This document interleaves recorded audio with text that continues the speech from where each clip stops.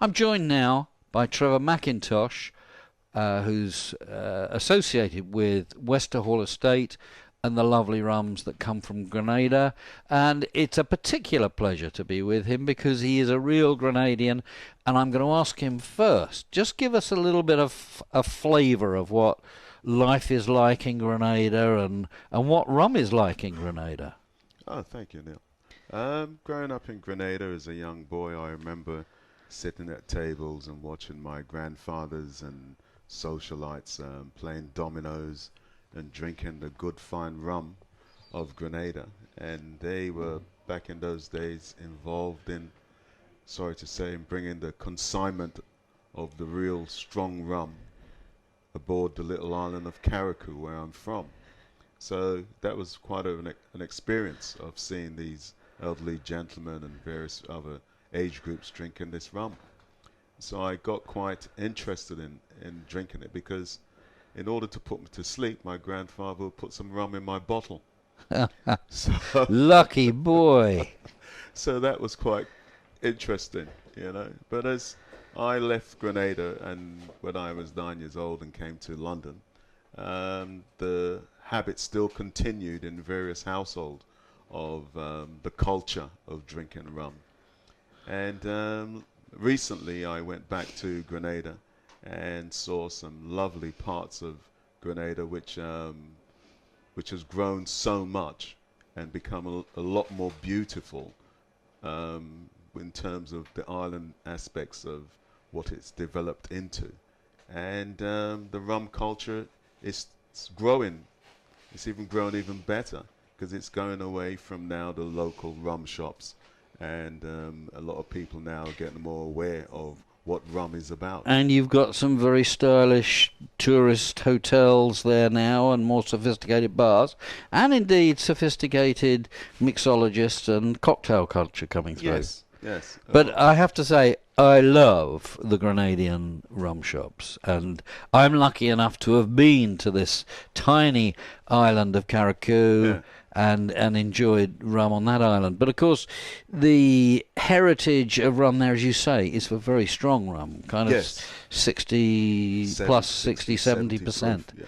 And I think they had to water it down percent. to 70 Yeah. proof. You know? Yeah, indeed. So, Westerhall as a business still make rums for the local market, very much so. Yes, they do. They do. They do quite. I think it's 2 brands they do, which is called Jack Iron.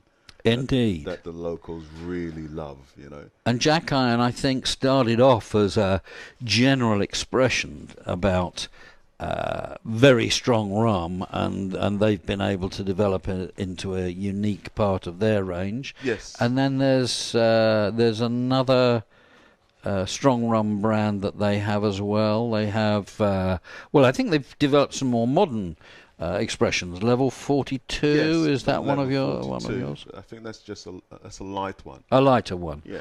Well, not everyone wants to drink the very strong rums all the time, but I think Grenada, if we're going to big it up, it's a fantastic place to go to, fantastic rum culture. There's a couple of other rum companies on the island as well, so, and I know they all work together. Lovely chocolate factory there. Yes, and the chocolate factory is fantastic. And recently I went somewhere, and a lot of people now are starting to have rum with chocolate.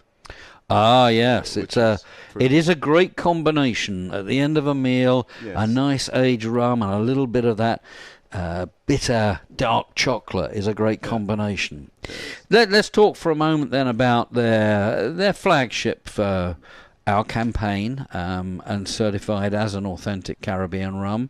So let's try it, nose it, and you can tell us what we can hope to find in this.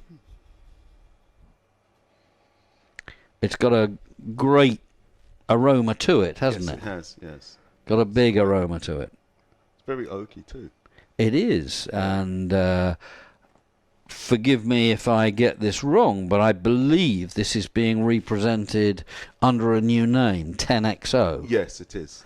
It is. And indeed, we have certified that this is a true 10-year-old in the guise of European and world spirits generally, every drop of this rum must be a minimum of 10 years old. Yes. So you can have some older rums in it, but not one drop can be less than 10 years old. So it's not average aged or anything like that. And you certainly get that woodiness coming through on the nose. Yeah. So should we try? Cheers. Cheers.